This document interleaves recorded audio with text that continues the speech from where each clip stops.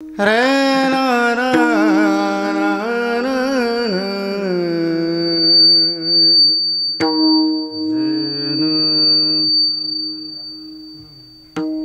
आ ना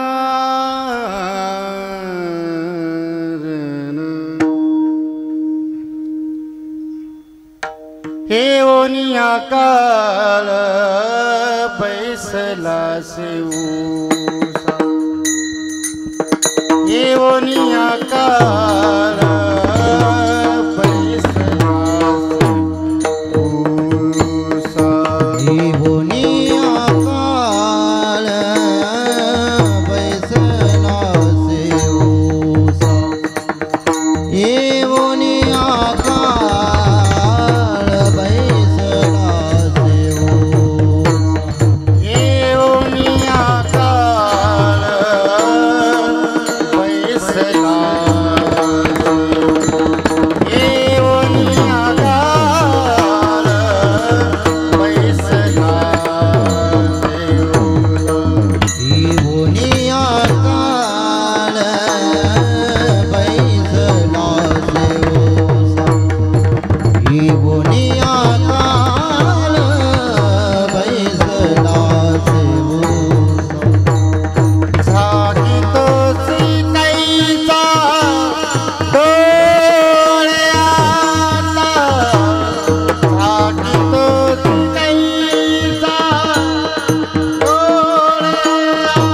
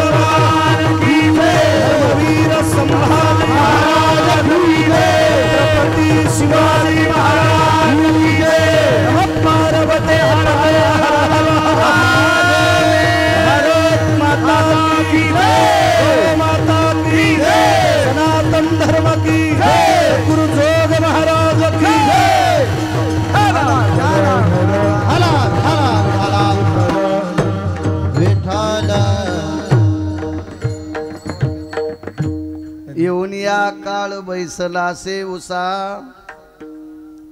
झाकी तो शिकैसा डोळ्याता वाचे नारायण वदे तू सादर काळपास साचार चुके जेणे वाया हा संसार करिशी हव भरी काळाची तो फेरी निकटाली वाचे नारायण वदे तू सादर काळपास साचार चुके जेणे एका जनार्दनी नको यातायाती संसार फजिती जन्म दुःख वाचे नारायण वदे तू सादर काळपास साचार चुके जेणे नमो विठ्ठला राजया पांडुरंगा नमो रुक्मिणी माऊली ज्ञान गंगा नमो पुंडलिका नमो चंद्रभागा नमस्कार माझा रुक्मिणी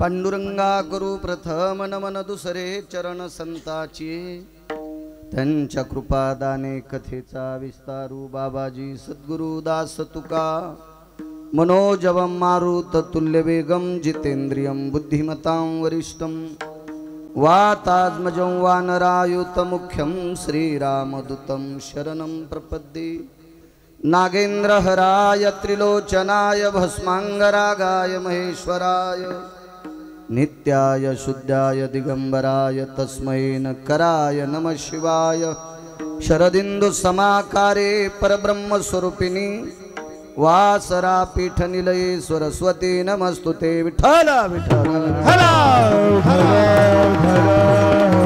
आता वैवाशित पावनाती भासती पंचानन समाना तया श्रोत्याची आचरणी जाना साष्टांग नमन करीतसु वाद्यभूषित पावन ती प्रत्यक्षामरेंद्रा समान तयाची आचरणी जान साष्टांग नमन करीतसु आता गान गंधर्व देवता कोकिळ कंठस्वर आराका जी कीर्तनी वही वाशित लोका तयाची आचरणी नमनगा भजदी सदसो परम विख्यातु जो जान ब्रह्मयाचा सुतु नारद जान नाम तितिक्षु तयाची आचरणी नमनगा जेने धर्म जितविलाची बळी तो संभाजी जान नवाळी कावतरला जयाची आकुळे तया छत्रपतीची आचरण कमळी साष्टांग नमन करीत सो विठ्ठल विठ्ठल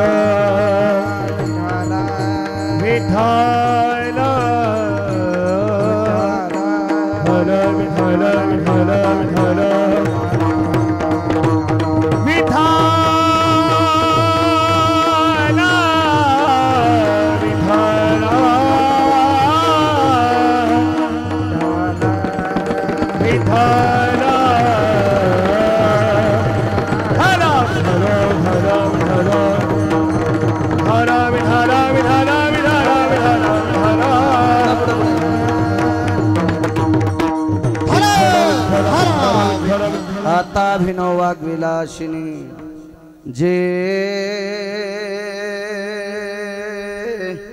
चातुर्यार्थ कला कामिनी ते श्री शारदा विश्वमोहिनी नमिलिमिया नदी दिव्य गोदा तटीचा विलासी सदा प्रिय जो सज्जना वैष्णवासी जया वर्णिता प्रेम अत्यंत चित्ता नमस्कार माझा श्री गुरु एकनाथा विठ्ठल विठ्ठल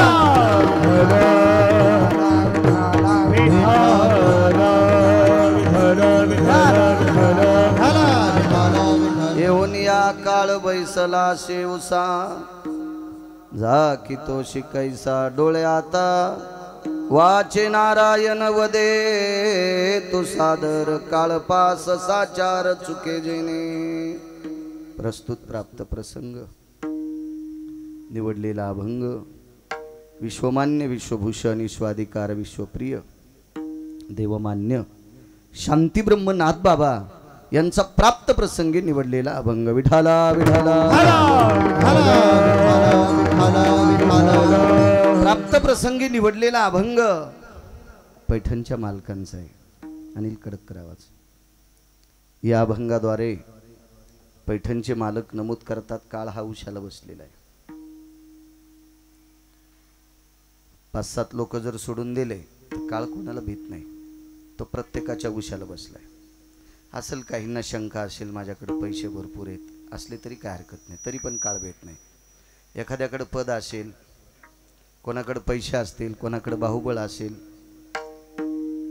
कोणाची नातीगोती श्रीमंत असतात एखादा शैक्षणिक क्षेत्रात मोठा असेल एखादा आध्यात्मिक क्षेत्रात मोठा असेल पण काळ भेट नाही पदावाल्याला भेट नाही पैशावाल्याला भेट नाही मग तेथे नचले काही सत्ता संपदा राहील ठाईचे ठाई मग तिथं काही चलत नाही ज्या दिवशी आयुष्याचा करार संपत असतो त्या दिवशी थांबता येत नाही प्रत्येकाच्या उशाला काळ बसलेला आहे श्रुतीने प्रश्न केला पूज्यश्री नाथबाबा काळ हा प्रत्येकाच्या उशाला बसलेला आहे त्याच्यातून काही सुटका होण्यासाठी काही मार्ग नाही म्हणले मृत्यू तर काही अटळ आहे पण काळाच्या तडाख्यातून जर वाचायचं असेल तर भजन करणं अत्यंत गरजेचे भजन या शब्दाचा अर्थ चांगलं बोलणे आयुष्यभर भजन करीत असेल आणि दुसऱ्याची चेष्टा करीत असेल तर 1 नंबरचा हरामखोर आहे विठाला विठाला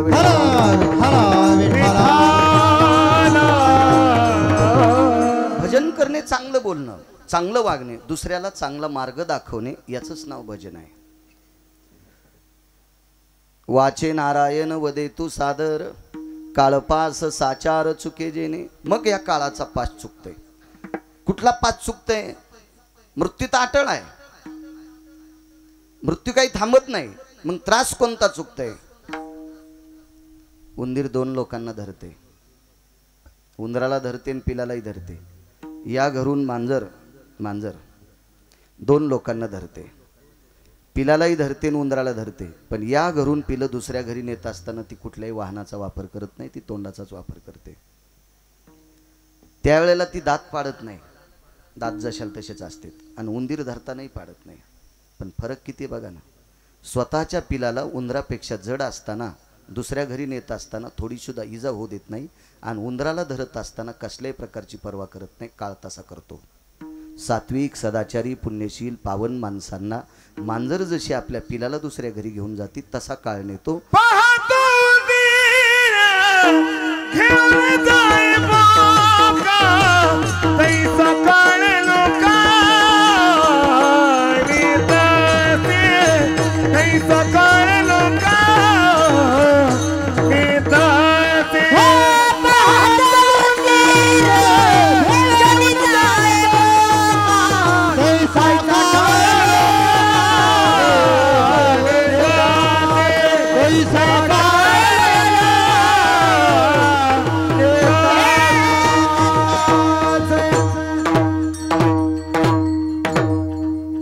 मांजर आहे तो बिडालक आहे. जसा उंदराला घेऊन जातो तसा देवाला न आवडणाऱ्या माणसांना तो घेऊन जातो. मग काळ हा भजनानं चुकवता येतो.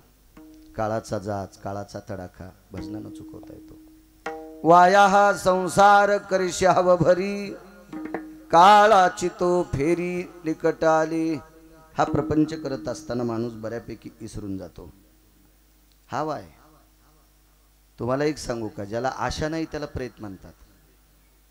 आशा संपल्यावर तुमचं घर सापडेल का? तुम्हाला कळेल का माझी आई आहे, ही पत्नी आहे, हे मुलगा आहे, हे आमके मामे आहेत, हे काके आहेत. आशा संपल्यावर कशी? आशा असावा लोणचा इतकी. आशा नाही त्याला प्रेत म्हणतात आणि आशा जास्त ज्याच्याकडे त्याला गाढव म्हणतात. आशेचे बांधले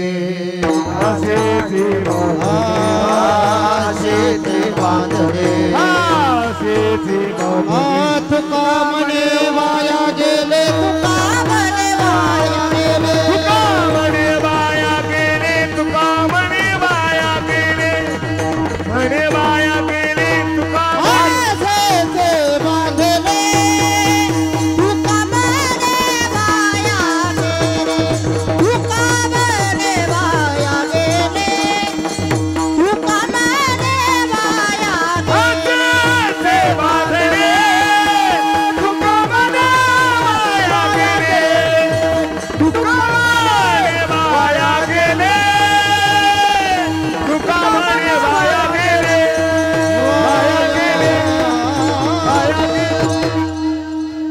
आशा नाही त्याला प्रेत म्हणतात. प्रेताची आशा संपली. त्याला जाळलं काय, पुरलं काय, पाण्यात टाकलं काय, त्याच्यासाठी कोणी रडलंय का, रडलं नाही का, त्याचं काय संस्कार केलेत याचा तो विचार करत नाही, कारण त्याची आशाच संपली असती. तो प्रेतावस्थेत द्रुपायाम यत्काया व्रथियो जगन्यायतम खिलम पाने सर्वाति जायते भोगाम भोज्या सर्वस्थिता प्रेता न जायते न क्रिया. काय कळतं त्या प्रेताला? आपल्याला रथात नेलंय का, खांद्यावर नेलंय का, का तसंच ढकलून दिलं, काही कळत. त्याची सगळी संपलेली असते आशा, म्हणून त्याला प्रेत म्हणतात. आणि आशा जास्त आहे त्याच्याकडे गाढव म्हणतात. याचा अर्थ असा नाही ज्याची आशा संपली. एक जण म्हणला मला पैसे आवडत नाही म्हणून माझी आशा संपली. मूर्ख आहे तू. तुझ्या मनान सिद्धांत लावतो का? बापाची आगिरी का तुझ्या? विठाला विठाला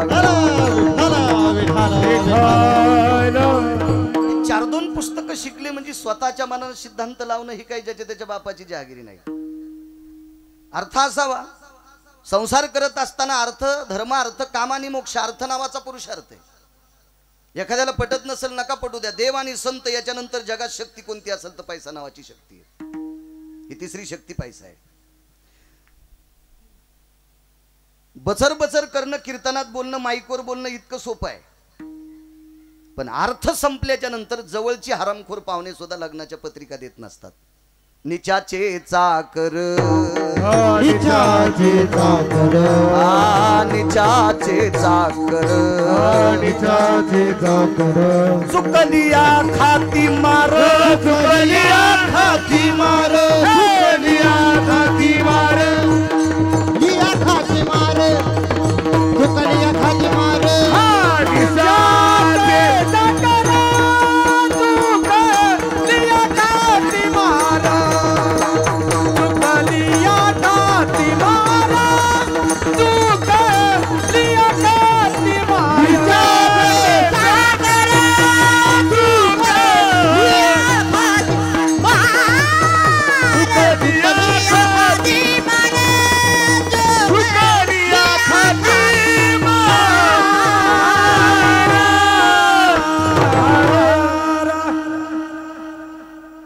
अर्थहीन असेल, चारित्र्यहीन असेल, आचारभ्रष्ट असेल, वैचारिक पातळी उतरलेली असेल, अर्थहीन असेल, त्याला कोणी किंमत देत नाही. एक मालकाचा पुरावा मला आठवत नाही.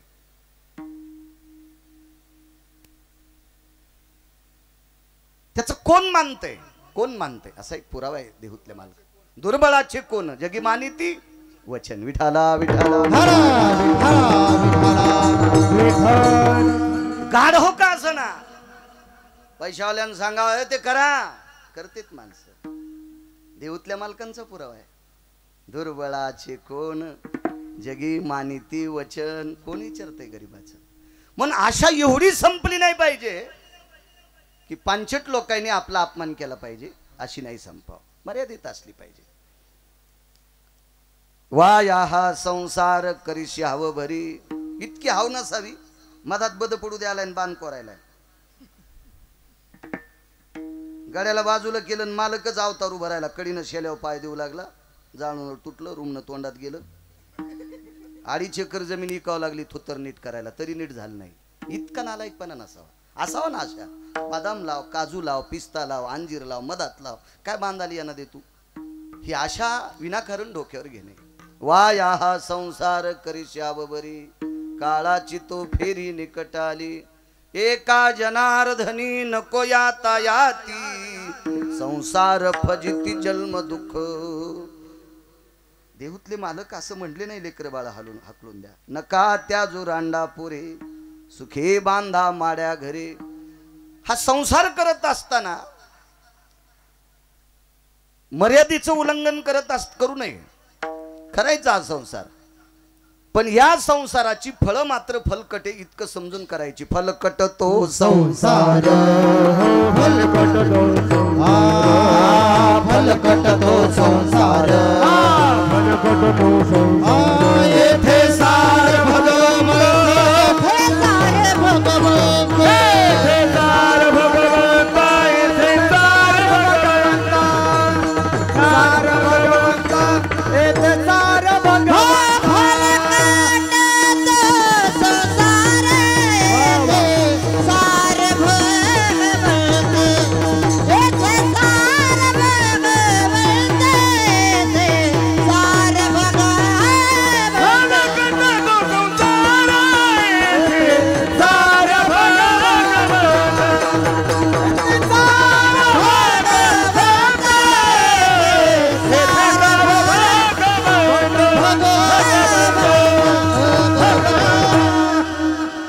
संसार रूपी नावाच्या वृक्षाची फळं फलकट आहेत. म्हणून हिशोबात करायचं. संसार किती करीत जा किंमत कमी होती, परमार्थ करत जा किंमत वाढते. तुझं वय किती रे? हा 19. त्या पाय पडताना लोकांनी तुला जात विचारली का? वय विचारलं? त्या घरी किती श्रीमंती विचारली नाही. कशाची ताकद आहे? फक्त गळ्यात तुळशीची माळ आणि ज्ञानोबराय तुकोबरायचा साधक आहेस म्हणून. इतकी किंमत आहे परमार्थात. महाराष्ट्रातली 4458 गावं पाहिली मी. एकदा गेलेलं गाव 2-2 हजार कोटीच्या प्रॉपर्ट्या जैन पोट्ट्यासाठी कमील्या. ते पोट्टे कुत्रे इतकी सुद्धा बापाला किंमत देत नाहीत. अशी कुंटलन पाहिले कासलीवाल साहेब. कुंटलन पाहिले. का? संसाराचं फळच दुःख रूप आहे. रक्ताच्या नात्यातली माणसं विरोधात जाऊ शकतात. बायको सुद्धा जाऊ शकते. गाढवा चूपमा दिली आहे त्यासाठी एक पुरावा. बाईल मन खारा माता तरी बर. बाईल मन खारा माता तरी बर.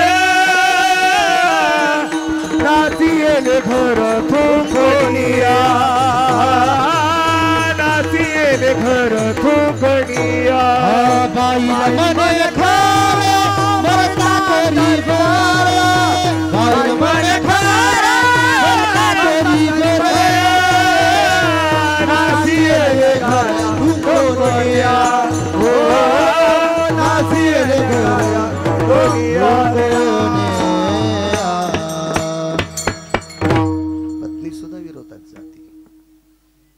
विष्ट मित्र सजन सखे सोयरे धायरे हे सुद्धा प्रपंचात एखादी गोष्ट त्यांच्या मनासारखी नाही झाली की एका क्षणात विरोधात जातात. एका क्षणात त्याचं नाव संसार आहे. एका सेकंदात बायकोच्या मनासारखं नाही वागावा, आयुष्यभर तिच्यासाठी काबाड कष्ट करा आणि एका क्षणापुरतं तिचं मनोगत नाही मानलं की ती एका क्षणात विरोधात जाते.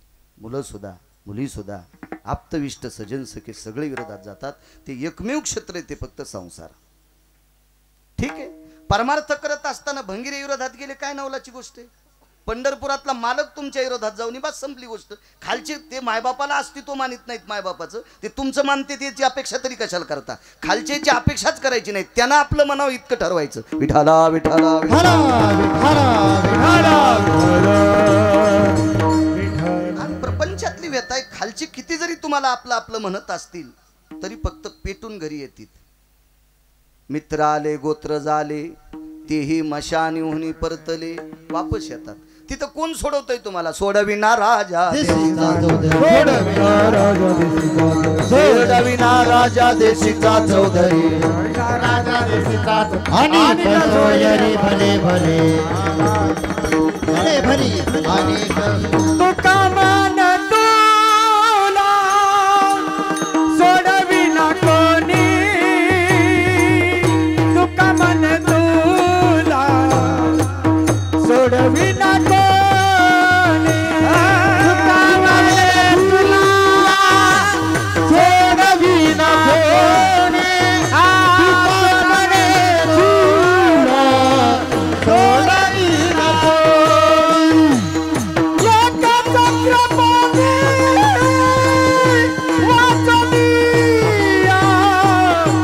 एका चक्रपाणी वाचनिया. एका चक्रपाणी वाचनिया. एका चक्रपाणी वाचनिया. काळाची हवुडी पडला बजावला. काळाची हवुडी पडला बजावला. काळाची हवुडी पडला बजावला. काळाची हवुडी पडला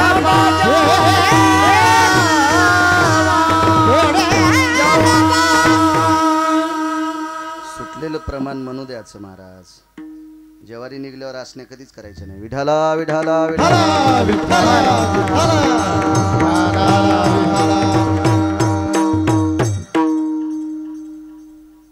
म्हणून हा संसार करत असताना वैचारिक पातळी सांभाळणं अत्यंत गरजेचं आहे. साधा सोपा सरळ अभंगाचा अर्थ झालं कीर्तन. मोठ्या श्रद्धेने मोठ्या अट्टासाने मोठ्या भावयुक्त अंतकरणाने. आजचं हे गंगापूजनाचं कीर्तन आहे. याला उदक शांती विधी म्हणावं. स्वर्गीय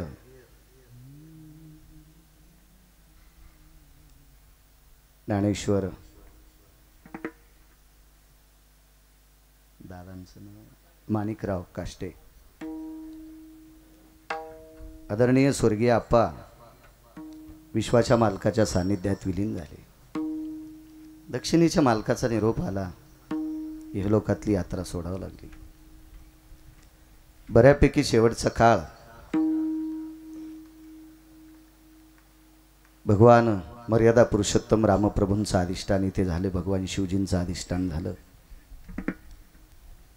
मंदिर झाल्यापासून आपणचा काळ एवढा परमार्थिक क्षेत्रात गेला की खूप खूप गोड काळ गेला. सकाळचा काकडा असेल, हरिपाठ असेल,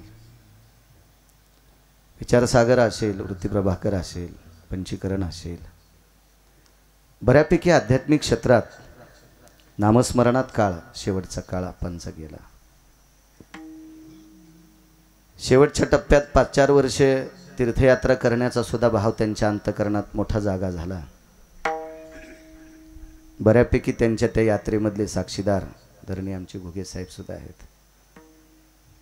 शेगावला जातील, पैठणला जातील, आधी करून परिसरातल्या पंचकृषीतल्या आपल्या या मराठवाड्यातल्या महाराष्ट्रातल्या बऱ्यापैकी देवदेवतेला एक गाडी करून त्यांचा 5-10 लोकांचा ग्रुप असायचा. त्या ग्रुपमध्ये आप्पा जायचे. आणि शेवटचा काळ तर त्यांच्या जीवनात इतका गोड झाला. ज्या मर्यादा पुरुषोत्तम भगवान प्रभू रामचंद्राच्या दरबारात आध्यात्मिक क्षेत्रात 5-10 वर्ष घातली, अशा मर्यादा पुरुषोत्तम प्रभू रामचंद्राच्या दर्शनाकरता अयोध्येला स्वतः गेले. नुकतीच परत आलती. आणि ज्या दिवशी मर्यादा पुरुषोत्तम भगवान प्रभू रामचंद्राचा जन्मदिवस, त्या रामनवमीच्या दिवशी इहलोकातली यात्रा सोडली.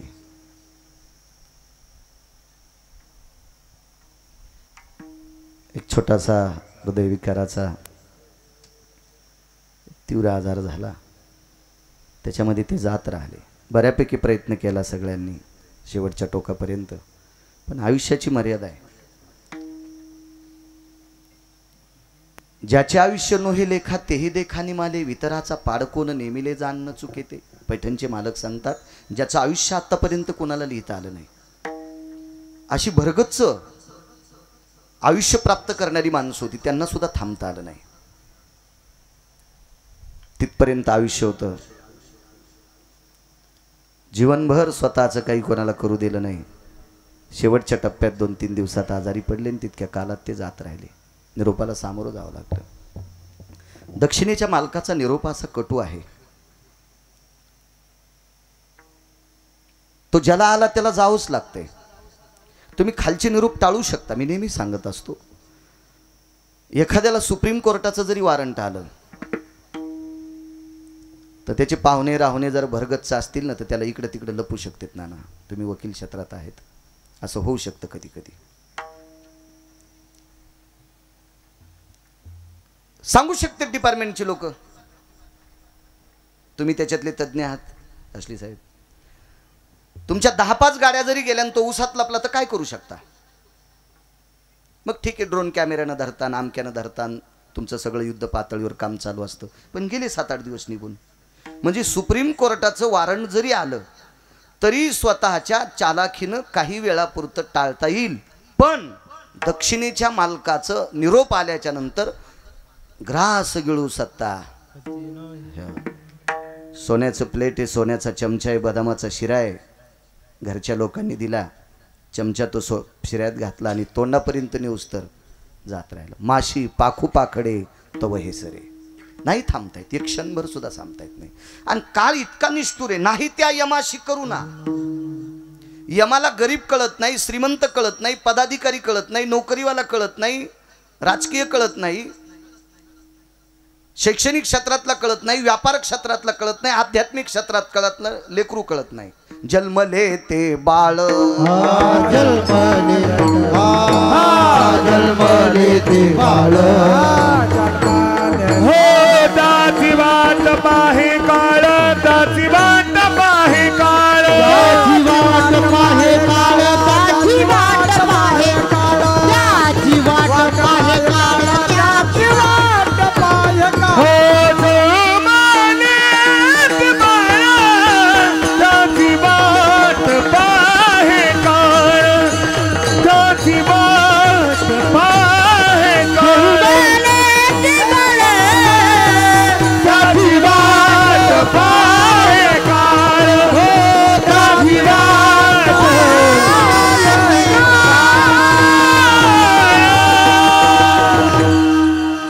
जन्मले ते बाळ त्याची वाट पाहे काळ. चिमुकल्या लेकराचा काय अपराध आहे बोधले बुवा. झाल्या लेकरू कोणाला शिव्या दिले त्यानं नाही. पण आयुष्य संपल्यावर काळ त्याला सुद्धा भेट नाही. इतका निष्ठुर काळ. आयुष्याचा करार संपला.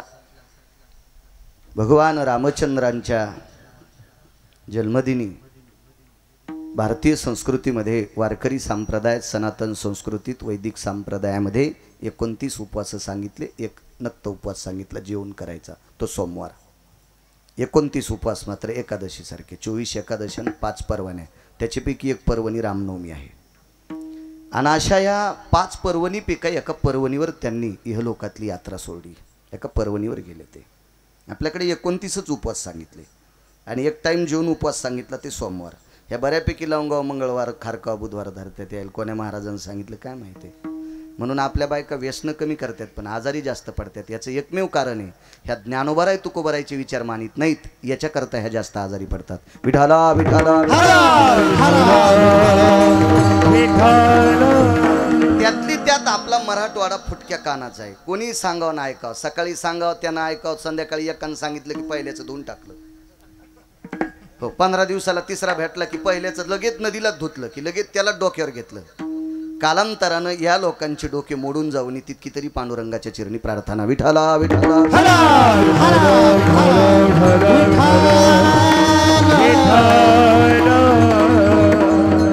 अशा या 29 उपवासापैकी ज्ञानोबराय तुकोबरायाने सांगितलेला एक पावन पर्वणी, त्या पर्वणीवर आप्पाची हे लोकातली यात्रा संपली.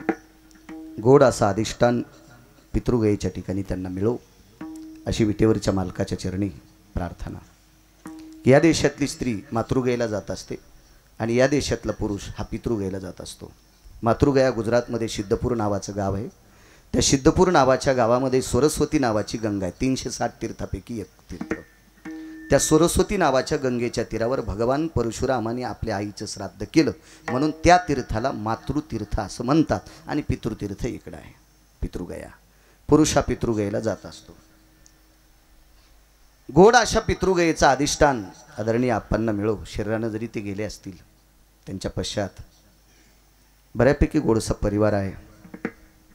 आदरणीय नाना त्यांचे बंधू आहेत, आदरणीय वकील साहेब त्यांचे बंधू आहेत, आदरणीय आप्पा त्यांचे बंधू आहेत, पुतणे आहेत तळकंठ आदी करून. त्यांचे सुपुत्र पांडुरंग, त्यांचे एक सुपुत्र हरिभक्तीपरायण प्रसाद महाराज रोहिणेकर.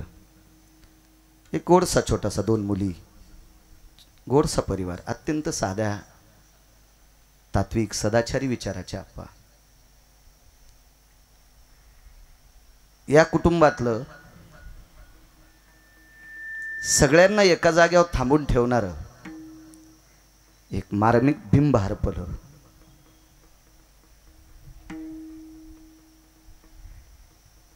मला असं वाटतं नाना माझ्याकडे येत असताना आप्पाला भेटून आले नाही असं कधीच झालं नाही. ह्या कुटुंबातलं एक सगळ्यांचं जिव्हाळ्याचं, प्रेमाचं, श्रद्धेचं, सात्विकतेचं, सगळ्याशी ऋणानुबंध ठेवणारं एक तात्विक रत्न. मला असं एखाद्या वेळेला असं वाटतंय की आप्पा असताना प्रसाद महाराज एखाद्या लग्नाला गेलेत किंवा आलेत किंवा साखरपुड्याला गेलेत असं काही विषय नाही. ही सगळी कार्यक्रम स्वतः आप्पा अंगावर पेलवायची. आणि ही जी झालेली जी पोकळी आहे ही पोकळी भरून निघणार नाही, पण ती पेलवण्याची ताकद विटेवरच्या मालकाने या कुटुंबाला द्यावी अशी भगवंताच्या चरणी प्रार्थना. उपस्थित आज श्रोते मंडळ, एवढा आज धकाधकीचा काल आहे. एका घरी 10-10, 5-5 लग्नाच्या पत्रिका मुळवाट्या असतील. एवढी मोठी लग्न तिथी आजची, उद्याची आणि परवाला 5 तारखेची एवढी तिथी आहे. तरी पण एवढ्या श्रद्धेनं मला असं वाटत नव्हतं इतकी माणसं येतील आज.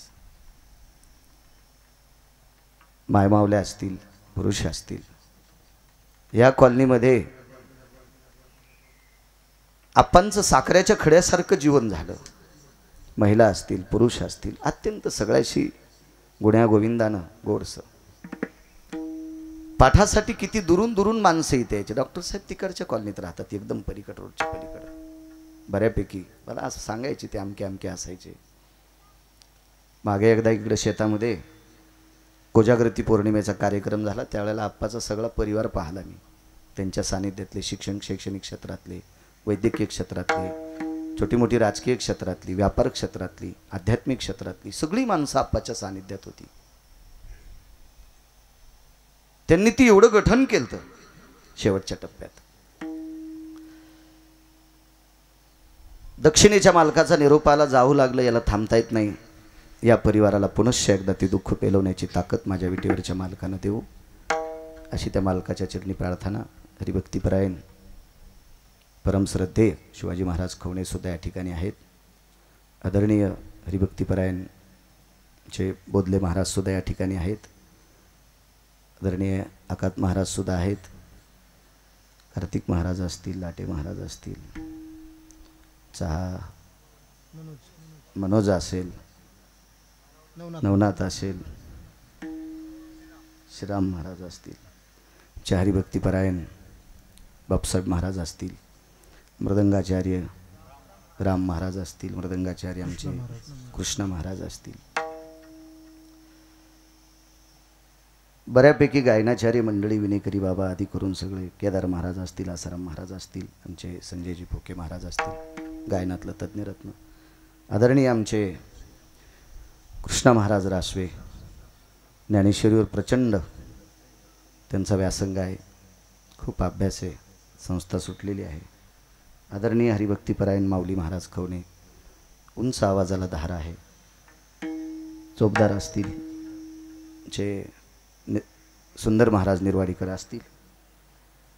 मस्तक माझा पायावरी या वारकरी संतांच्या. अनिलची साऊंड सिस्टीम आहे, खूप क्वालिटीची, खूप नंबर एकची. त्याचं वर्णन करावं तितकं थोडं.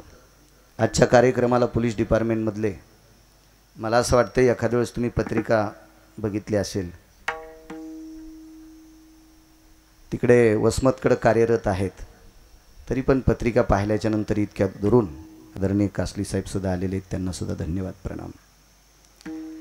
या कुटुंबावर प्रेम करणारे विष्ट मित्र सजन सखे सोयरे धायरे तुम्ही सगळी बसलेली मंडळी, तुमच्या चरणी नाक घासून प्रणाम करतो. कारण आळंदीतल्या मालकांनी 700 वर्षापूर्वी एक निर्बंध लावून दिला. समोर बसलेला श्रोता हा सामान्य नसून प्रत्यक्ष शिवस्वरूप असतो. प्रभू तुम्ही महेशाची मूर्ती, तुम्ही शिवस्वरूप.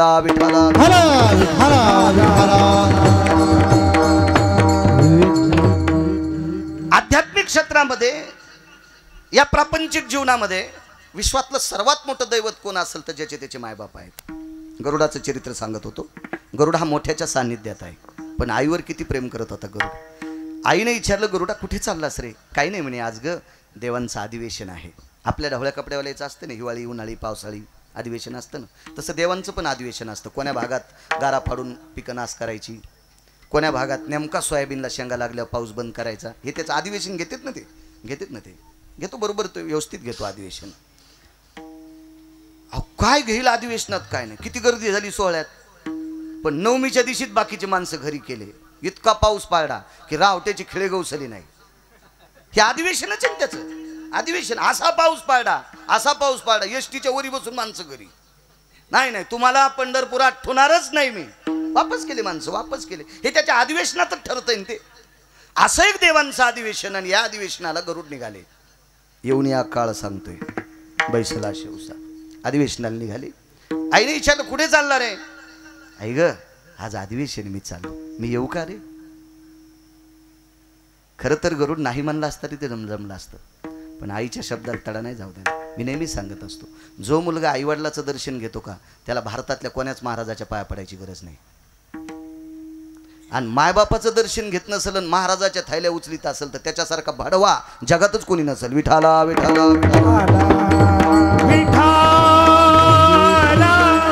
जी बाई नवऱ्याचं दिवसात एकदा दर्शन घेते का, त्या बाईनं कोण्याच महाराजाच्या पाया पडायचं नाही. आणि जी नवऱ्याच्या पडत नाही महाराजाच्या पाया पडती, महाराज धोत्रा सगळं जळण तिच्या पापानं. कारण महाराज जळाले धोत्र कसं राहील? धोत्रा जळायला जास्त इस्तू लागतो काय? देवदेव किती करती त्याच्यापेक्षा नवऱ्याला किती मानिती.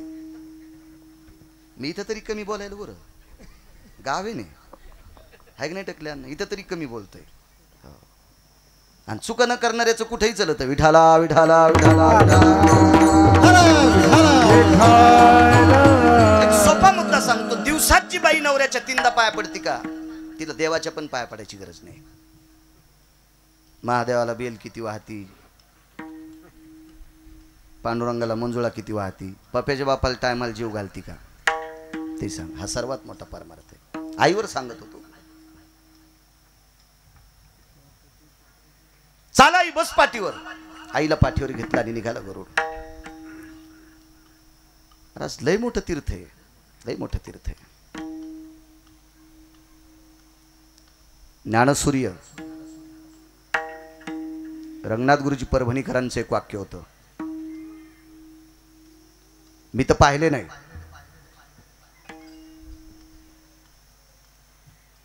एक मुलगा बापाच्या जवळ होता.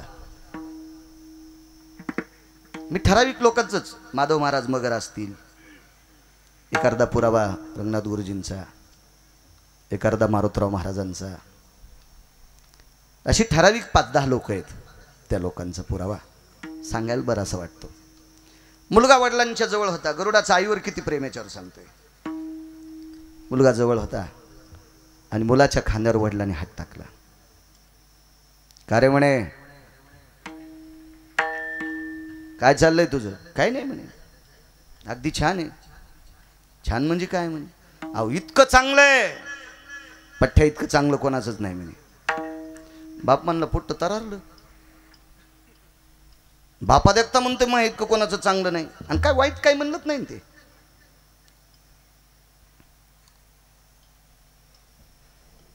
बापानं सांगितलं तुझं खरंच चांगलं आहे? हो म्हणे.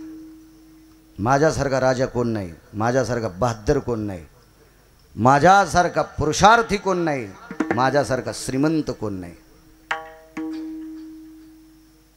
बापाचा हात खांद्यावर होता. टर टर टर टर टर टर पोरगं बोलतच राहिलं. म्हाताऱ्यानं मंडळीला बोललं, अगं ऐकलंस का? काय हो? पाय ना पोरगं काय म्हणते. काय रे? काही नाही म्हणे, आई परिसरात 1 नंबरचा मीच आहे. म्हातारी म्हणली, अरे जरा हिशोबानं बोलत जाईन. काय बोलतो? काय बोलायचं म्हणला हिशोबानं, पठ्ठ्यासारखा मोठा कोणीच नाही. दोघायला राग आला आणि काढून दिला.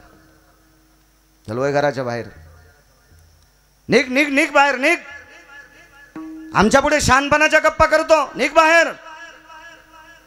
घराच्या बाहेर काढून दिलं आणि बापाने विचारलं, जाऊ द्या वाटत नाही रे, पण येडेवानी बोलायला त्याच्याकरता काढून द्याल. म्हणणं मी लहान आहे.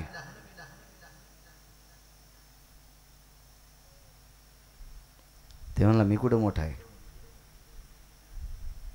माझ्या इतका भिकारी कोणीच नाही. गुरुजी दृष्टांत सांगतात. बापानं जवळ बोललं, मग कस काय तरारला होता? म्हणला, तुमचा हात खांद्यावर होता म्हणून तरारलो होतो. तुमचा हात खांद्यावर होता याच्याकरता तितकी तरतरी आली ती म्हणले. कारण पुरुषार्थ सांगायची जागा फक्त बाप आहे.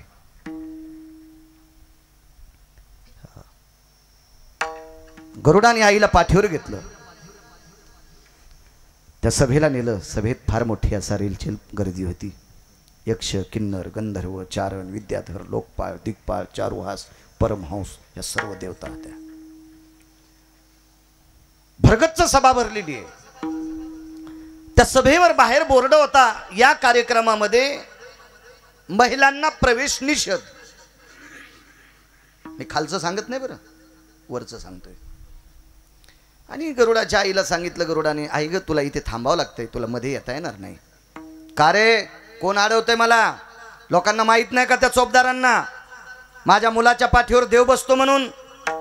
आई, तुझ्या मुलाच्या पाठीवर देव बसतो याच्याकरता तुला बाहेर नाही ठेवलं. लक्ष्मी पण बाहेरच आहे, सावित्री आई साहेब सुद्धा बाहेरच आहेत, शिवजींच्या धर्मपत्नी गिरिजा काकी सुद्धा बाहेरच आहेत. त्याला ती तुला थांबावंच लागेल ना, थांब बाहेर. गरुडा आतमध्ये गेला. VIP कक्षात त्याचा अधिष्ठान होतो, तो तिथे बसलेला आहे. तेवढ्या अवकाशात पाठीमागून दक्षिणेचे देव आले, यमराज, आणि त्यांनी गरुडाच्या आईकडे बघितलं. एका चित्रगुप्त कसा निरोप देतात बघा, लक्षात ठेवा. चित्रगुप्त कसा निरोप देतात, यमाला काही काम करायची गरज नाही, तो बरोबर वेळेला निरोप देतो, वेळेला चित्रगुप्त. आणि मग यमानं तिच्याकडे पाहिलं आणि बारीक स्मित हास्य केलं. हसण्यानं फार फार काही काही घडलं बरं का. महाभारत हसण्यानंच घडलं. एकांग पातिव्रता स्थित चरणार स्थितो भयो तृप्ता व्याधी निरशन हितार्थायाम तत चरणांबुदर्शनायो. नुसत्या त्या बाईचे पाय पाहिल्याच्या नंतर 60,000 शिष्याचं दुर्वात जीवन निघतात. तिचे जितके जितके पाय पवित्र, तिचे होता दर्शन मिळे पोटभरी अन्न. पण सहज हसली हो बाई, सहज हसली दुर्योधनाला. तितक्यामुळे इतकं महाभारत घडलं. कधी कधी हसणं फार घातक ठरत असतं. काही काही ठिकाणी बरं उपेक्षात्मक बुद्धीनं हसलेलं हसणं हे फार घातक आहे. हे निंदेपेक्षा घातक आहे, चेष्टेपेक्षा घातक आहे.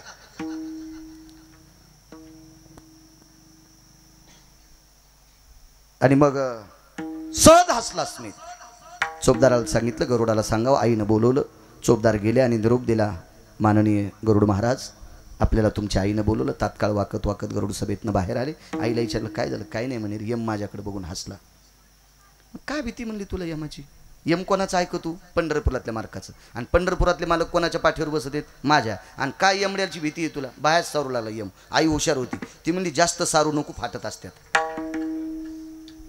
अशा नाही सारल्या पाहिजे. एक सांगू का तुम्हाला, मोठ्याच्या सोबत राहणाऱ्यांनी गरीबाला कधीच गाचंड्या द्यायच्या नाही.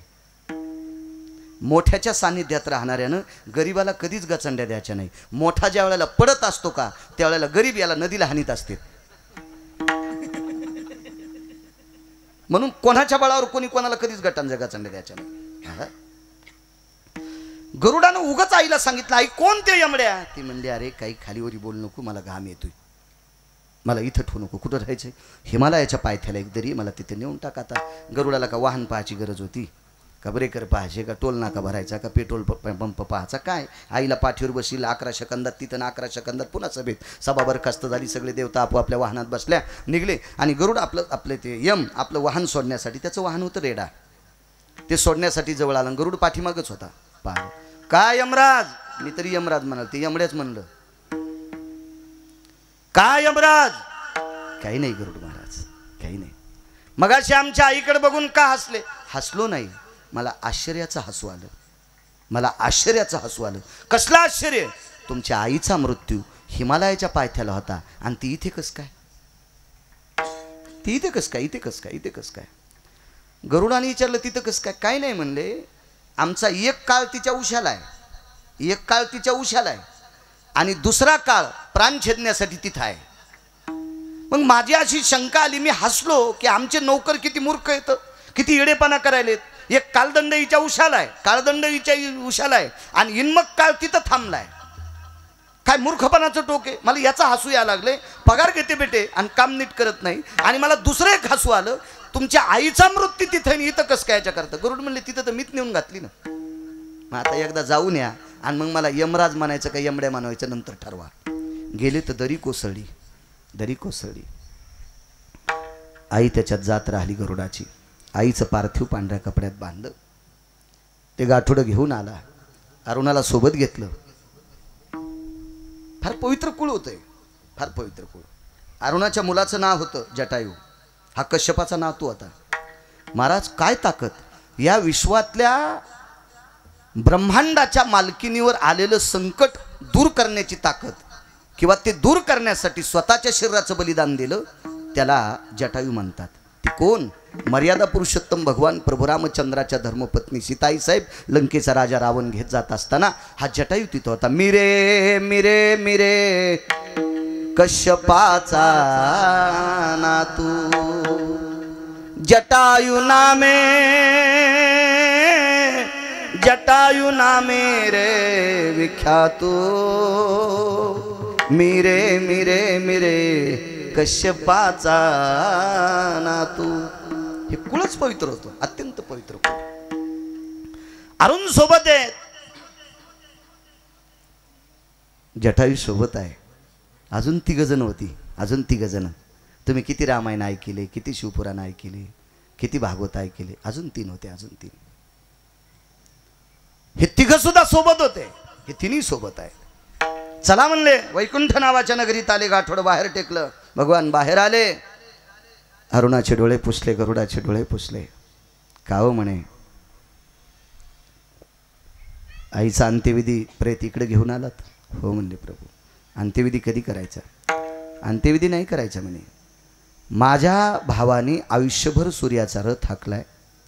1 फुटकी कवडी कोणाकडून घेतलेली नाही.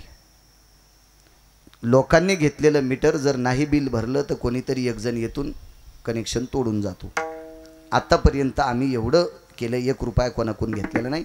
आणि गरुडानं सांगितलं, देवा माझी तर पोचपावती समोर आहे, आयुष्यभर मी घरावर तुळशीपत्र ठुलं आणि तुम्हाला पाठीव घेऊन विश्वभर फिरतोय, विश्वाचा व्यवहार चालवण्यासाठी तुम्हाला माझी मदत घ्यावी लागती, याच्या बदल्यात आम्ही काही मागितलंच नाही ना, आमची आई जिवंत करा. काय सांगितलं मालकानं? मालकानं सांगितलं, आयुष्य संपल्यावर मी वनवासात असताना, माझा लक्ष्मण नावाचा भाऊ वनवासात असताना, आमच्यासोबत सीता असताना, उर्मिला महालात हात देऊन उभी असताना, नंदीग्रामाला भरत असताना, पादुकेवर छत्र धरून शत्रुघ्न असताना, आमच्या बाबाला आम्ही जगाचा बाप असताना बाबाचं आयुष्य थांबवू शकत नाही. तुमचं काय? साखरेचा अनो हे ऊस आम्हा कैसा गर्भवास. हे बा साखरे रस, ऊसाची साखर करायची कारखाने खूप असतील, ऊसाचा गुळ करायची युनिट खूप असतील, पण गुळाचा ऊस होत नाही, साखरेचा ऊस होत नाही. नाही करता येत, नाही करता येत. यमधर्माला विचारलं तुमची काय अवस्था? यमधर्मानं सांगितलं एकच आहे, आदर करेल, सन्मान करेल, एवढा सन्मान तुमच्या आईला देईल जितका मारुतीरायच्या आईला दिलता तितका, जितका अंजनीचा सन्मान केला यम म्हणतो तितका सन्मान गरुड तुमच्या आईचा करतो, पण मृत्यू नाही टाळता येत. का? माझा माणूस उशाला बसलेला आहे, तो परत येत नाही.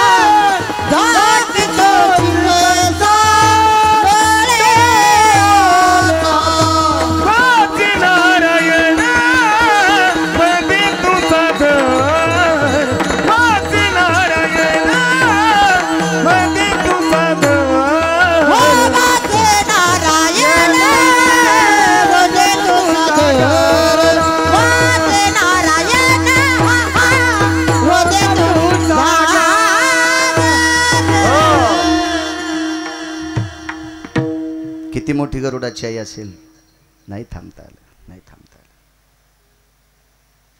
भीष्माचार्य नावाची व्यक्ती फार मोठी होऊन गेली, ब्रह्मचार्याच्या यादीतली व्यक्ती, संन्याशाच्या नाही, पांढऱ्या वस्त्रातला ब्रह्मचारी भीष्माचार्य.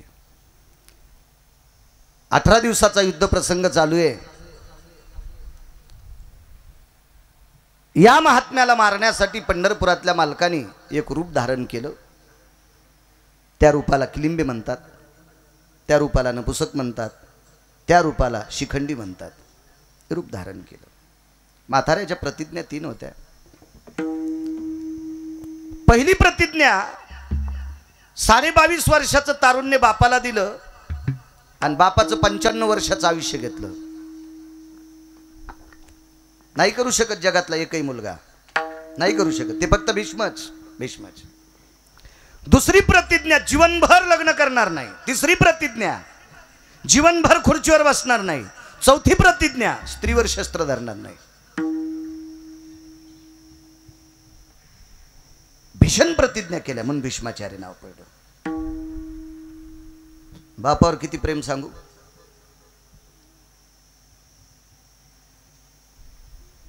पंच्याण्णव वर्षाचे वडील 22.5 वर्षाचे केले. बाप 22.5 वर्षाचा आणि पोरग 95 वर्षाचं.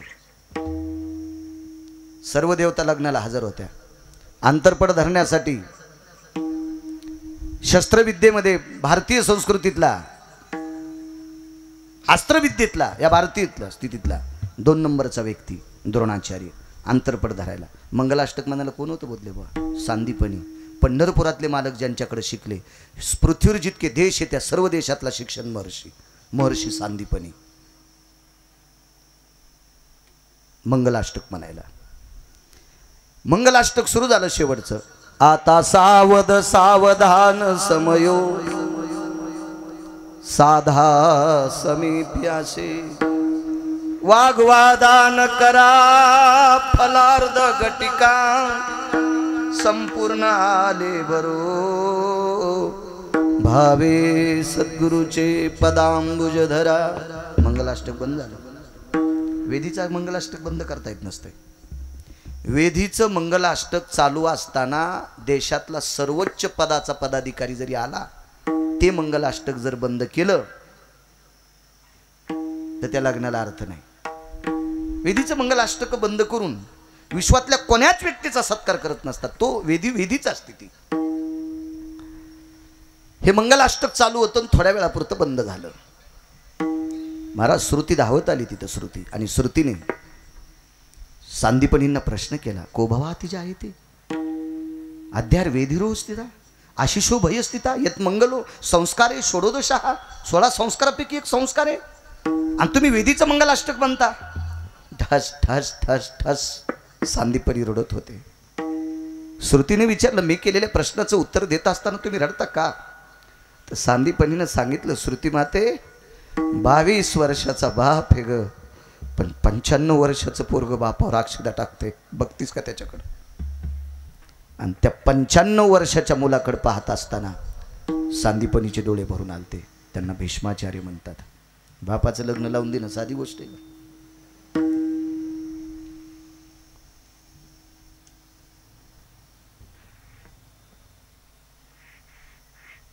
22 वर्षाच्या पोराला घोड्यावर बघितल्याबरोबर आतमध्ये गेली आणि बापाला सांगितलं लग्न करण्याची इच्छा आहे. बापानं सांगितलं देऊ ना त्याला तरुण आहे. नाही म्हणे पण घोड्यावरून उतरायच्या आधीच मला माय म्हणलंय. आवडी कोणाला होती? बापाला. मला माय म्हणलंय आता नाही लग्न करता येत. आणि त्या भीष्माचार्याला मारण्यासाठी पंढरपुरातला मालक शिखंडी झाला. साडी नेसला. साडी साडी आणि शस्त्र धरणार नाही. शस्त्र फेकून दिलं. अर्जुनाच्या कानात सांगितलं मार बाण. 113 बाण मारले. म्हातारं खाली पडलं. खाली पडल्याच्या नंतर बाणाचा पलंग तयार झाला पण मान खाली जात होती. आता उशाला काय द्यावा? लय मोठमोठाले धावले उशाला देण्यासाठी पण ते म्हातारच होतं. ते हलकाटायचं उशाला घेत होतं का?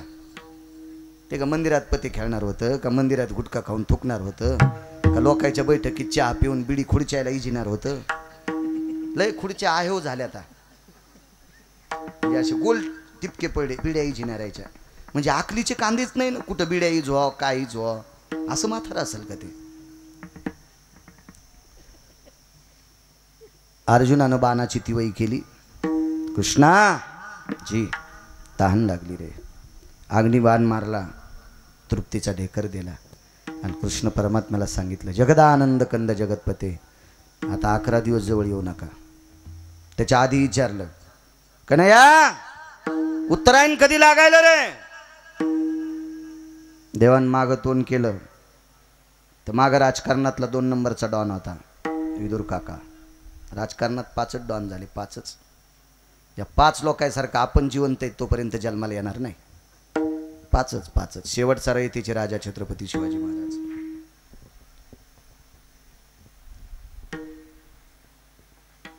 विदुर काका होते. बाजूला संजय होता. व्यासांची कृपा होती संजयवर. व्यास कृपा दीपकू संजय झाला. संजयाने तात्काळ उत्तर दिलं उत्तरायण 22.5 दिवसाला लागणार आहे. यम तर उशालाच होता. येऊन या काळ बैसला असे उशालाच यम होता. पितामह भीष्माचार्यानं सांगितलं ये यमा तुला माहित आहे ना मला दक्षिणायत मारायचं नाही. उत्तरायण 22.5 दिवसाला लागणार आहे. होय चल हो तिकडे. काढून दिलं यमाला. देखोने दक्षिणायन अति घोर भीष्मे ऐकताची उत्तर काळाशी सारोनिया दूर स्वशरीर रक्षिले. इच्छा मरणी होते. ते जर म्हणले मला मरायचंच नाही कोणाची मायवेली मी म्हाताऱ्याला न्यायला 22.5 दिवस तिथं उभा राहाय. देवाला सांगितलं 11 दिवस आता कोणी दर्शनाला येऊ नका. पडायचं असेल तर लांबून पाया पडा. मला बेजार करू नका. आणि 12व्या दिवशी सकाळी म्हातारं उठलं आणि पंढरपुरातल्या मालकाच्या हातात एक ग्रंथ देऊन टाकला. विष्णू सहस्रनाम. 113 बाण अंगात गेले ते 113 बाण आणि 1000 नावाचं स्तोत्र विटेवरच्या मालकाला देऊन टाकलं. 1000 नावाचं स्तोत्र जगाच्या मालकाचं दिल्याच्या नंतर त्याची छाती किती उंचावली असेल कल्पना करा ना. आणि मग दटवायला सुरुवात केली. यमड्या निघून जाय इथं थांबायचं नाही. थांबायचं नाही. मोठ्या लोकांचं असंच असते, देखता दटीत येत. मोठ्या लोक देखता असेच दटीत असते. चल निघ निघ, थांबायचं नाही इथं. 21 दिवस झाल्यावर यम पुन्हा आला. भगवंतानं सांगितलं, मूर्खा तुला सांगितलं नाही थांबायचं नाही म्हणून, कशाला आला इथं? असंच दटीत असते. मला एकदा 27,000चा चेक आलता. BDOकडे गेलो, त्याला म्हणलं साहेब याच्यावर सही करायची. आपण गिरगावकर का? हो, फार दिवसापासून ऐकतोय. प्रवासात मोबाईलवर तुमचंच कीर्तन ऐकतो महाराज. वा वा, आमची घरची पण ऐकतात. अरे म्हणलं आपलं काम झालं गडे, इतकं आपल्याला ओळखीतो म्हणलं सही करतो व्हिडिओ, काय हरकत आहे. बेल वाजलं, हे इकडे महाराज चहा नाही, काळा दूध. म्हणलं मी काही बोक्या नाही दूध घ्यायला, दूध नाही घेत. ग्रीन टी नाही, काहीच नको. असं कसं महाराज, आमच्या ऑफिसला आले तुम्ही आणि चहा नाही, दूध नाही, कॉफी नाही, असं कुठं असतं का? म्हणलं काय नाही साहेब, सही नाही. म्हणले आज नाही, परवाला करतो. म्हणलं काय साहेब पेन नाही? नाही पेनीचा काय विषय नाही, तुम्हाला नंतर बोलतो म्हणे, परवाला करतो. मग परवाला मी गेल्यावर त्यांनी सांगितलं महाराज 5,000 रुपये द्यावं लागतील. म्हणलं मी महाराज आहे. ते म्हणले तुम्ही जरी महाराज असले तरी मी पण, मला पण पप्याची माय आहे, पप्पे आहे, सगळ्या गोष्टी आहेत. तर मी म्हणलं साहेब तुम्हाला शासनाचा पगार आहे. नाही ते असू द्या ना, काय हरकत नाही, काही विषय नाही म्हणले, पण 5,000 द्यावं लागतील. म्हणलं आपल्याला शासनानं 27,000चा चेक दिला आणि व्हिडिओला कशा करता 5,000 द्यायचे.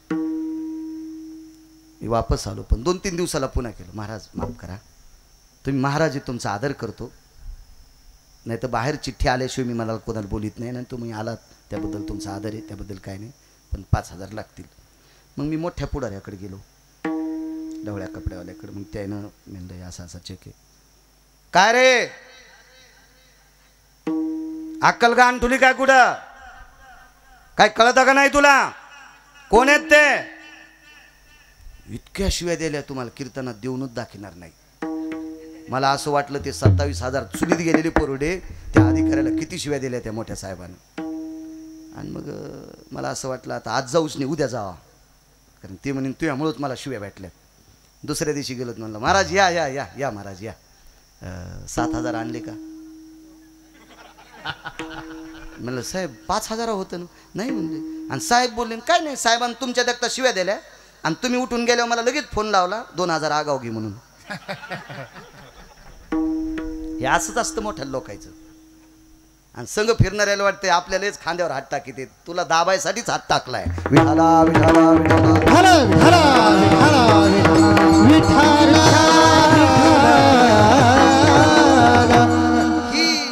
ही गुलाबी घोळ आहे, गुलाबी घोळ. असा आगाव फागाव घोळ कळत असतो, गुलाबी घोळ कळत नसतो बरं का. हे चोंभाळ्या शहाणपणा म्हणायचा.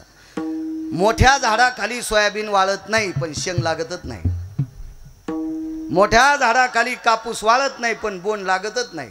मोठ्या झाडाखाली ऊस वाळत नाही पण पेर वाढतच नाहीत. मोठाले झाडं नुसत्या दाबू दाबूच बारीक करते. म्हणे ह्या झाडाला कधीच मोठं म्हणायचं. मोठा आहे पंढरपुरातला विठाला विठाला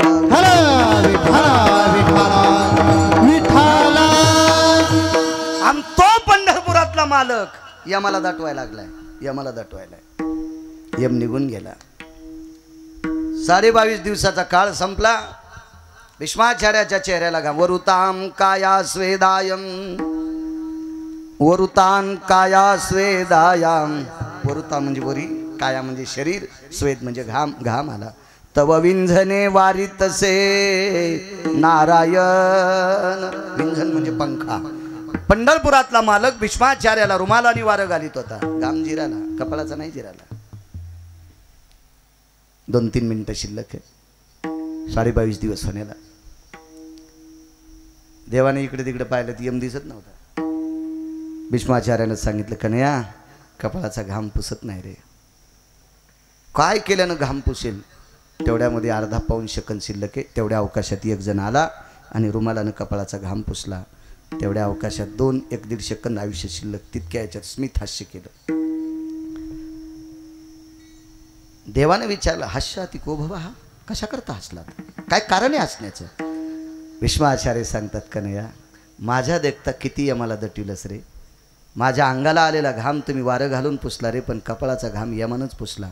यम कुठं होता म्हणे ते आमच्यातलाच. अरे तुमच्यातल्याच एका माणसाच्या रूपात यम आला, कपाळाचा घाम पुसला आणि माझ्या प्राणाला फासा टाकला. येऊन या काळ बैसला शेवसा, येऊन या काळ बैसला शेवसा, तो शिकायचा डोळे आता, बैसला शेवसा, देवनिया काळ बैसला शेवसा, देवनिया काळ बैसला शेवसा, देवनिया काळ बैसला शेवसा.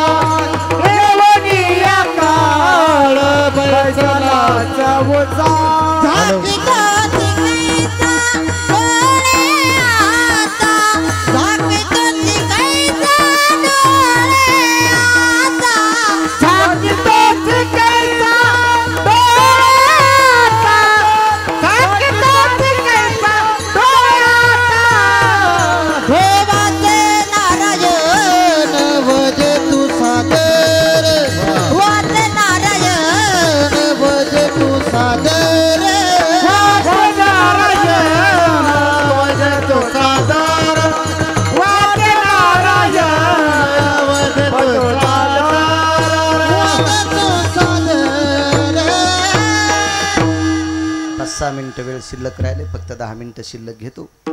17 मिनिटात जय विठ्ठल. आपण बऱ्यापैकी वैद्यकीय क्षेत्रातल्या लोकांकडे, तज्ज्ञ लोकांकडे नेलं. डॉक्टर काय करू शकतो? वैद्य वाचविती जीवा तरी कोण ध्याती देवा. डॉक्टर हे फक्त आजाराचं निदान करून औषधोपचार करणारा आणि व्याधीमुक्त करणारा डॉक्टर असतो. आयुष्य वाढवायची ताकद निर्वळ नसती देव डॉक्टरमध्ये, नसती. उलट ज्या डॉक्टरला आजाराचं निदान कळत नाही तरी तो डॉक्टर झटतो का, तो 1 नंबरचा मूर्ख असतो. मला एकदा नागवेड आला आणि डॉक्टरनं किडनीची ट्रीटमेंट दिली. बापरे, मारी तू म्हणलं रे आपल्याला, हो नाही वाचू देत आपल्याला. दुसऱ्या डॉक्टरनं सांगितलं तुम्हाला नागवेडा आलाय, किडनी झालीच नाही, ऐक नाही अण्णा. हो, तोवर ती किडनीचीच इंजेक्शन घेतो राहिली, ती टम फुगली. हो,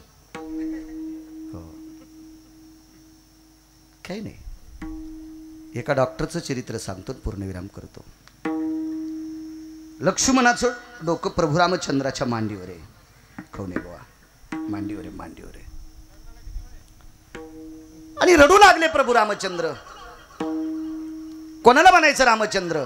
हा ब्रह्मांडाचा मालक आहे, विश्वाचा मालक आहे, जगाचा मालक. रडू लागले. माणसाला माया रडायला लावित असती. रडती रात्रंदिवस काम क्रोध माया, म्हणती हाय हाय यम धर्म. माया रडायला लावती आणि यम हाय हाय म्हणतो. यम कोणाला हाय म्हणत नाही. तुमच्या माझ्यासारखे मरण म्हणजे यमाला उंदर मरण्यापेक्षाही नीचे. उंदरा इतकी पण दखल नाही आपल्यासाठी, उंदरा इतकी सुद्धा नाही. ते कोणाला हाय हाय कसा म्हणेल? ते त्या लोकांना हाय हाय म्हणतो, आपल्याला नाही.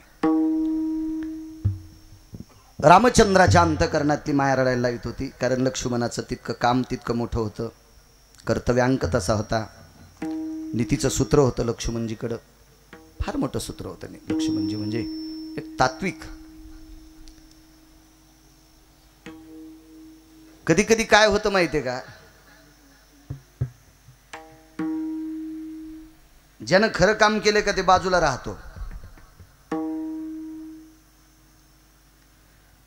रामप्रभूचं चरित्र अंतःकरणात आणलं तर संसारातले सुख गोष्टी अशा गोड होत राहतील.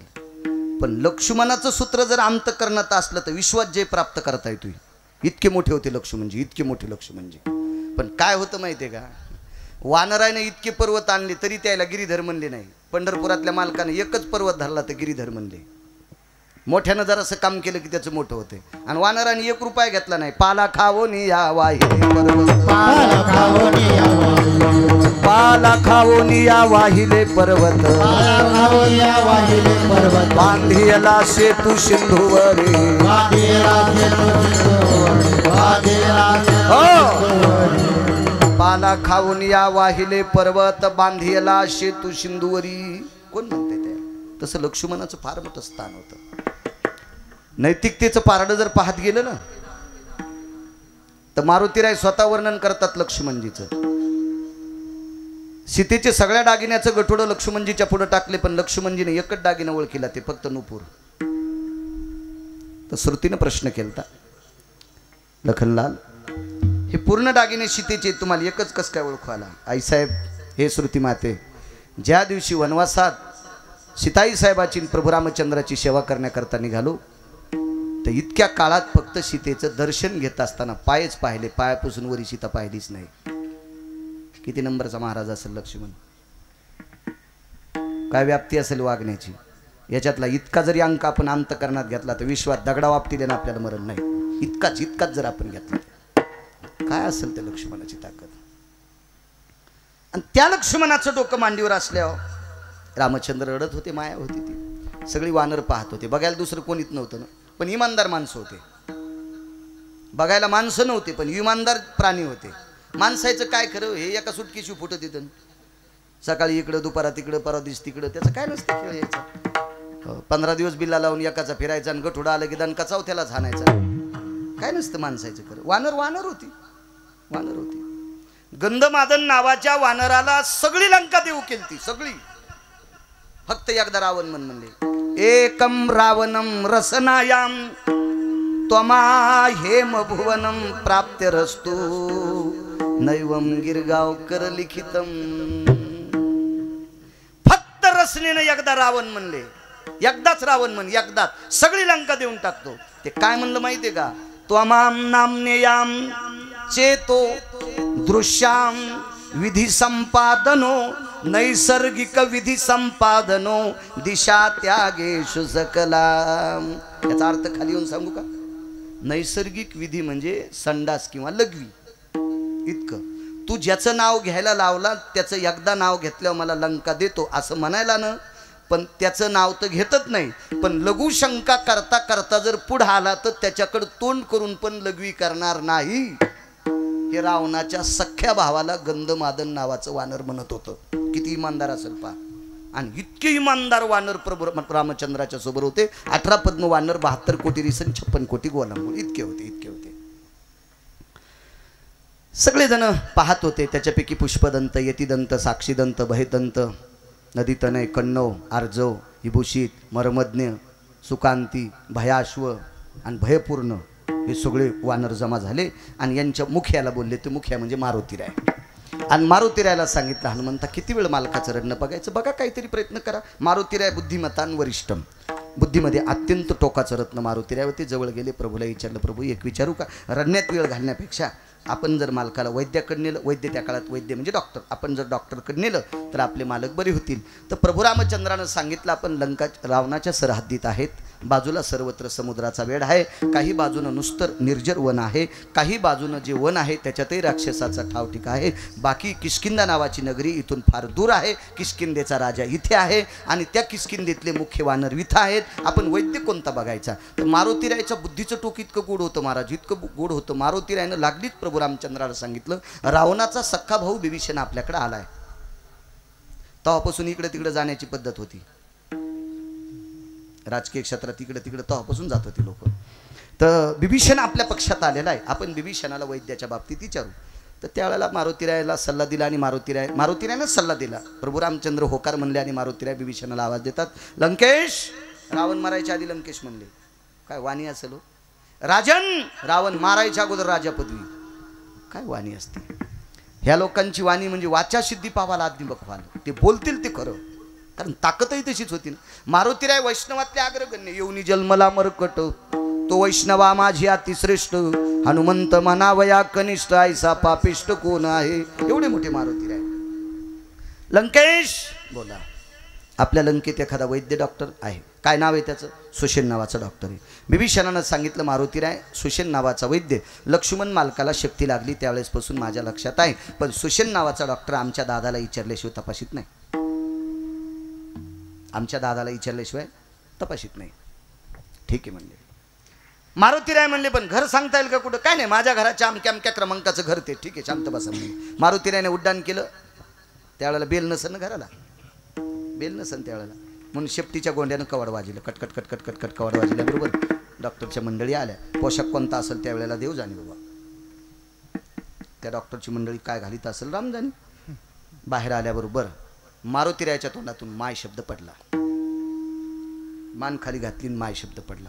कारण या विश्वामध्ये ठराविक लोक आहेत, परस्त्रीला पाहत असताना एक तर डोळे झाकत होते, एक तर मान खाली घालत होते. तुकोबारायानं माय शब्द वापरला पण डोळे झाकून वापरला. जाई हो तू माते न करी साया, जाई हो तू माते न करी साया, जाई हो तू माते न करी साया, जाई हो तू माते न करी साया. आम्ही विष्णुदास तैसे नो, आम्ही विष्णुदास तैसे नो, आम्ही वेळ झाल्यामुळं हातवरी करतोय बरं का, माफ करा. त्याला डोळे झाकले होते, डोळे उघडे नव्हते. मारुतीरायानं 6 स्त्रियाला बोलत असताना डोळे झाकले. आज ही एक स्त्री आहे. माय मालकाला बोलवता. ती आतमध्ये गेली आणि सांगितलं, अहो तुम्हाला कळालं का, एक वानर आलंय, एक वानर आलंय आणि त्यांनी तुम्हाला बाहेर बोलवले. ते म्हणलं तुला काही डोकं आहे का ग?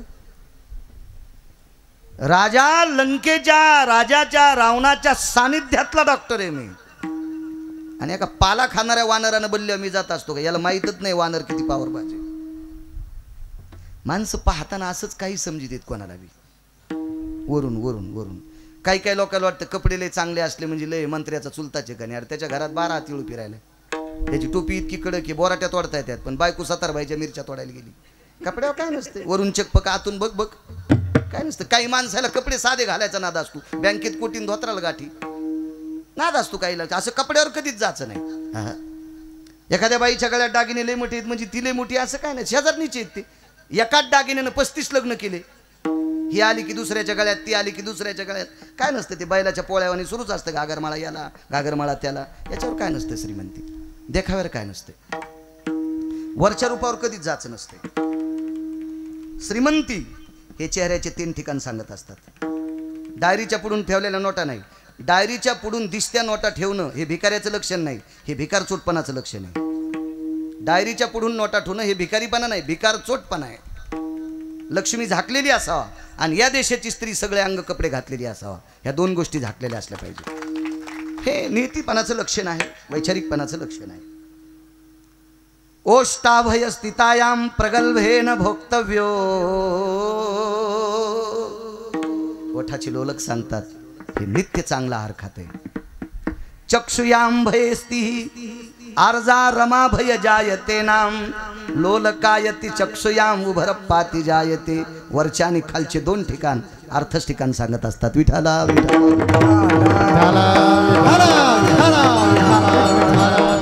बँकेतले ओरिजिनल अधिकारी कागदपत्र पाहण्यापेक्षा त्याचा चेहरा पाहतात. वापस द्यायच्या लायकीचा आहे का? तुमच्या क्षेत्रात पण चेहरा पाहिल्याच कळतं बरं गुन्हेगार कोण आहे म्हणून.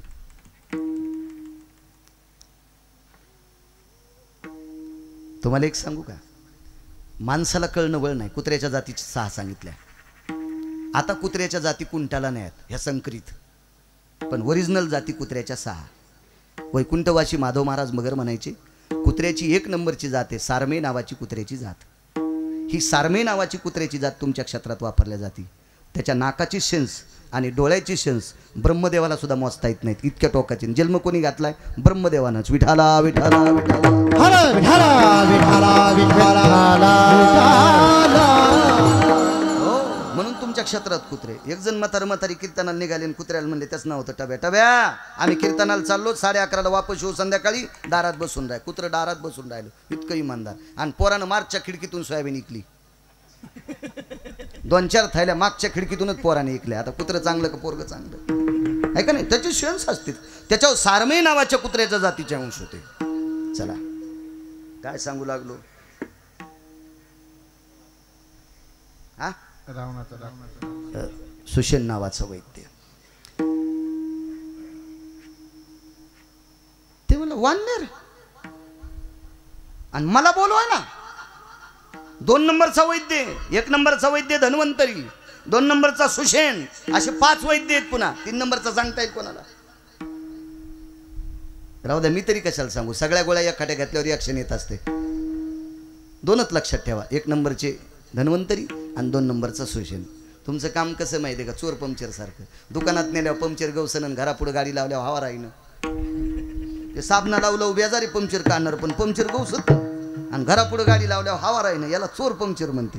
तुम्हाला कीर्तन ऐकायला दम नाही, भागवतायला दम नाही, रामायणाला दम नाही, शिवपुराणाला दम नाही आणि डोक्यात काहीच नाही. हे त्याच्यामुळं तर आमचं शिजतं.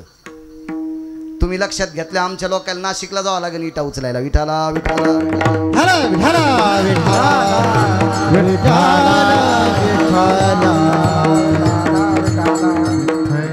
जगातला 2 नंबरचा वैद्य वानर मला बोलवतोय. ते म्हणली एक सांगू तुम्हाला, वानर आहे पण आपण ज्याच्या राज्यातल्या भाकरी खातो त्या राज्याच्या मालकाच्या दाढीन मिशा जाळणारं वानर आलंय. डॉक्टरचं सगळं अंग ओलं झालं घामानं. अरे बापरे, म्हणजे लंकेच्या राजाच्या दाढी मिशा जाळणारं राव वानर. हो म्हणले. बर, त्याला म्हण मालक घरी नाहीत. तसं नसतं हो, ते मला माय म्हणलं हो, ते वानर मला माय म्हणलं, मला नमस्कार घातला, माय म्हणलं.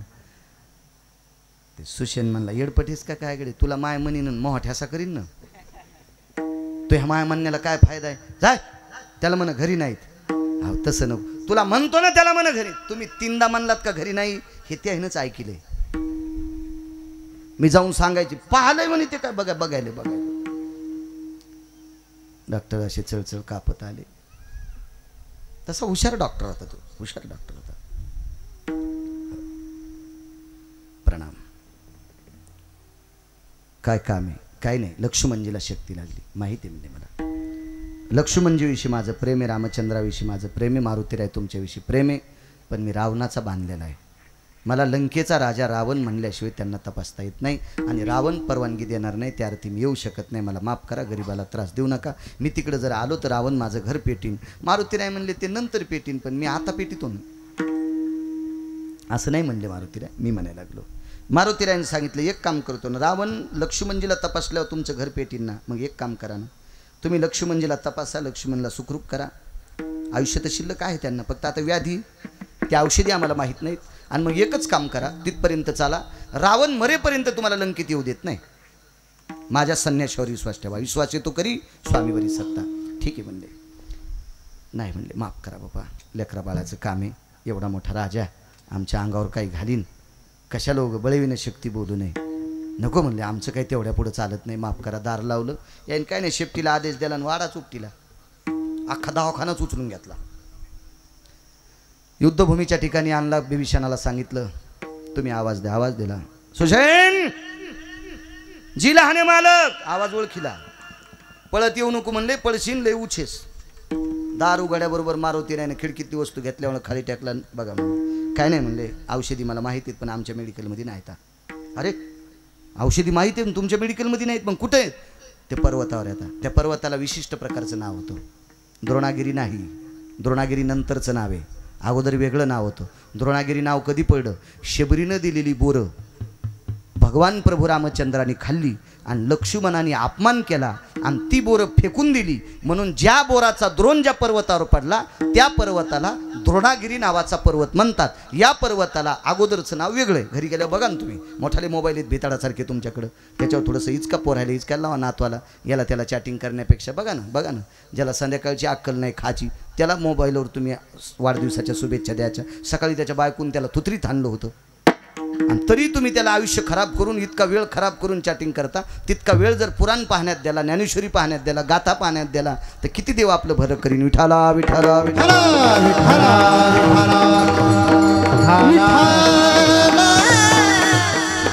त्या पर्वतावर सापडतील. मारुतीरायने सांगितलं मी आणतो. तरी सुशेन नावाच्या वैद्याने सांगितलं आणता याचा विसाबा असा नाही, सूर्योदयाच्या पूर्वी काय म्हणले घेऊन येतो. आणला पर्वत, त्याच्यातल्या वनस्पती काढल्या.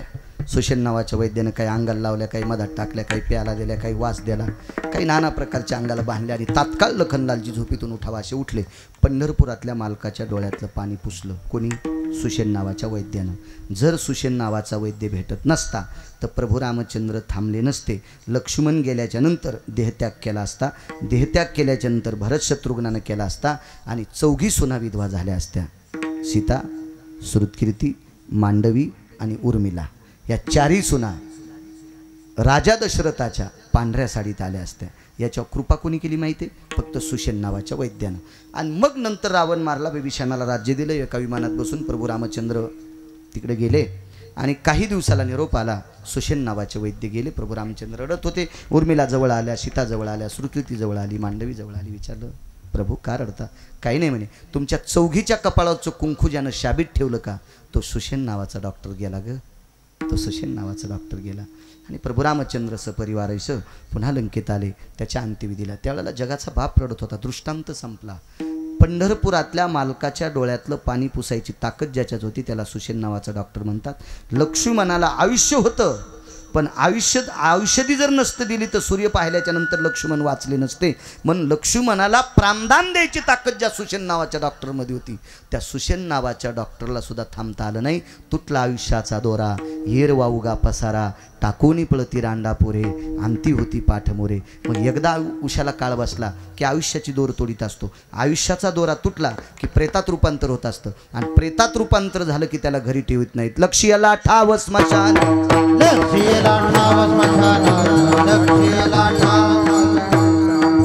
झाला प्रेत रूप शरीराचा भाव, झाला प्रेत रूप शरीराचा, झाला प्रेत रूप शरीराचा भाव, झाला प्रेत रूप शरीराचा भाव. लक्ष्याला ठाव स्मशानीचा, लक्ष्याला ठाव स्मशानीचा, लक्ष्याला ठाव स्मशानीचा. एकदा प्रेतात रूपांतर झालं, काळ उशाला बसला की आयुष्याची माळ तुटत असते. आयुष्याची माळ तुटली की प्रेतात रूपांतर होत असतं. प्रेतात रूपांतर झालं की त्याला घरी ठेवत नाहीत. लक्ष्याला ठाव स्मशानीचा. मशानात नेलं की अंत्यविधीचे प्रकार 3. एक दफनविधी आहे, एक दहनविधी आहे. उत्तर भारतात प्रेत पाण्यात सोडून देतात. या तिन्ही प्रकारच्या प्रक्रिया जरी केल्या तर त्या शरीराची माती होत असते. शरीराची होय माती, शरीराची होय माती, शरीराची होय माती. फुलं वाटा फुलं, होय माती. कोणी नये ते सांगा, ते कोणी नये ते सांगा. कोणी नाही ते सांगा, ते कोणी नाही ते सांगा. हरपडा हरपडा. ते सांगा, ते कोणी नाही ते सांगा.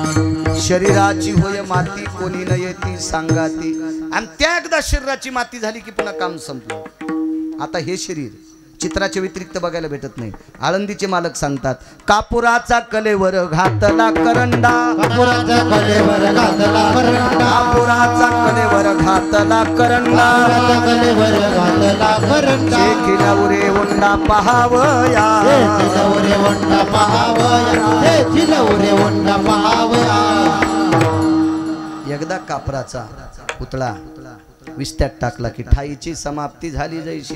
अग्नी कर्पुराचे मेळी, कोण किंवा काय उरली ती काजळी, किंवा कापुराच्या वाती उजळल्या ज्योती, ठाईची समाप्ती झाली जैशी. मग एकदा प्रेतात रूपांतर झालं की त्याचा अंत्यविधी निश्चित आहे. त्या अनुषंगानं हे लोकातली यात्रा स्वर्गीय आप्पांची संपली. हे लोकातली यात्रा संपावं लागली. परलोकाच्या ठिकाणी गोडसं, पितृगयेच्या ठिकाणी अधिष्ठान मिळो अशी प्रभूचरणी प्रार्थना. आदरणीय पांडुरंग त्यांचे ज्येष्ठ पुत्र आहेत. हरिभक्तीपरायण, कमी वयामध्ये आध्यात्मिक क्षेत्रात बऱ्यापैकी महाराष्ट्राच्या मातीमध्ये नावलौकिक ज्यांनी प्राप्त केलं असे आदरणीय हरिभक्तीपरायण प्रसादजी महाराज रोहिणेकर हे आप्पांचे कनिष्ठ पुत्र आहेत. आप्पांना 2 कन्या, 2 मुलं, हा छोटासा गोडसा परिवार. आणि या धकाधकीच्या कालामध्ये एवढी लग्नतिथी दाट असताना आप्पाचा स्वभाव हा मनमिळावू होता. वकील साहेबांनी मगाशी सांगितलं, नानांनी, वकील नानांनी, आमच्या घरातलं एक तात्विक सात्विक गोडसं एक पिंड हरवलं. सगळ्यांना खिळून ठेवणारं रत्न आदरणीय आप्पा गेले. शरीराने जरी गेले असतील, आशीर्वादाच्या रूपानं कायमस्वरूपी या परिवारावर राहावे अशी पितृगयेच्या चरणी गोडशी प्रार्थना करतो. एवढा मोठा व्यासंग आप्पाचा. आप्पा एक साध्या श्रेणीची व्यक्ती, खूपसं काय असं शिक्षण नाही, खूपसं असं काही नाही, पण एक मार्मिकता अंतकरणात होती. प्रत्येकाशी कसं बोलावं, काय बोलावं, सगळ्याला जवळ कसं, एक जिव्हाळा, गोडसं नातं आप्पांनी या शेवटच्या 5-10 वर्षाच्या काळामध्ये खूप असा व्यासंग कमवला की त्याच्यामध्ये खूप आपुलकी आणि आपलेपणा जोपासून सर्वांना अंतकरणात ठेवलं. आणि एके दिवशी सहज एखाद्या खिशाला छिद्र असावा आणि त्या खिशात एखादं नाणं टाकावा आणि ते नाणं जसं खिशात टाकल्याबरोबर ते हरवावं, तसं सगळ्यामधून अचानक 2 ते 2.5 दिवसात आप्पांनी या लोकातली यात्रा संपवली आणि आपल्यातून आप्पा हरून गेले.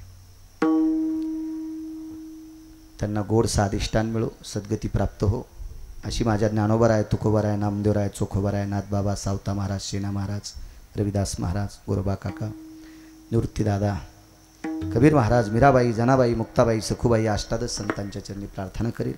या महाराष्ट्राच्या मातीमध्ये आपल्या वाणीनं महाराष्ट्रभर प्रभुत्व कमवणारी अशी बऱ्यापैकी दिग्गज महाराज मंडळी, मी मगाशी नाव घेतलं, मृदंगाचार्य सुद्धा 10-5 या ठिकाणी प्रसाद महाराजांचा वलय तसा आहे. त्यांच्या त्या प्रेमास्तव इथं आज 5-10 मृदंगाचार्य हजर आहेत. माझ्यासारखीच कीर्तन करणारे 10-5 कीर्तनकार सुद्धा या ठिकाणी हजर आहेत. ही त्यांचं प्रेम आहे प्रसाद महाराजांचं. त्यांच्या या प्रेमाकरता, या दुःखद कार्यक्रमाकरता सर्व उपस्थित असणारी महाराज मंडळी, मृदंगाचार्य आणि गायनाचार्य दिग्गज मंडळी आहेत. एक एकाहून एक बळी असणारी गायनाचार्य मंडळी सुद्धा या ठिकाणी आहेत. एखाद्या सप्त्यात सगळी जणी एका सप्त्यात सापडत नाहीत, एवढी गुणीजन मंडळी या ठिकाणी आज आहेत. आणि उपस्थित तुम्ही श्रोतेगण सुद्धा आहेत. सर्वांना प्रणाम करतो आणि पुनश्च या परिवाराला ती दुःख पेलवण्याची ताकद विटेवरच्या मालकाने देव, अशी भगवंताच्या चरणी प्रार्थना करतो. अर्ध्या मिनिटाची एक आदरांजली देतो. निधियाम निधिपती सकल तिसुदीयनि छंद कला भय जायंती यक्षति किन्नर गंधर्वादि लोकपाल भय दिक्पालो चारुतिहासं परमति हंसं हंस पराभय जायंती या लाक्षायं सुदिगन भययनि सकल सुधा भय चंद कैलासाधिपतय नमः वैकुंठाधिपतय नमः सत्यं वासं पतय नमः गोलोकाधिपतय नमः हिरण्यश्राद्धो शंखश्राद्ध भयमुच्यत भययनि जायन्ते कागश्राद्ध भय हिरण्यश्राद्ध शंखश्राद्ध भयमुच्यन्ते कालसर्प भय शान्तिरयो त्रिपिण्डी भय आप्तेष्टि भय नारायणो नागबली भय जायन्ते विद्य भयायनि संगसुधा अपसव्यान सव्यजतो मुष्टिक भययनि तंडुल भय तेलाग्रम भय जवस्तुतो जायन्ति हम पिंडजना रक्तं चंदन समर्पयामि अरक्त पुष्पं समर्पयामि अंगुष्ठाधिष्ठान भयो अंगुष्ठाधिष्ठान भयो अंगुष्ठाधिष्ठान भयो नमः पार्वते पते हार हार महादेव. माऊली ज्ञानेश्वर महाराज की जय. श्री जगद्गुरु तुकाराम महाराज की जय. प्रभु रामचंद्र भगवान की जय. छत्रपति शिवाजी महाराज की जय. केशवराज बाबासाहेब महाराज की जय. विठोबा रखुमाये जय.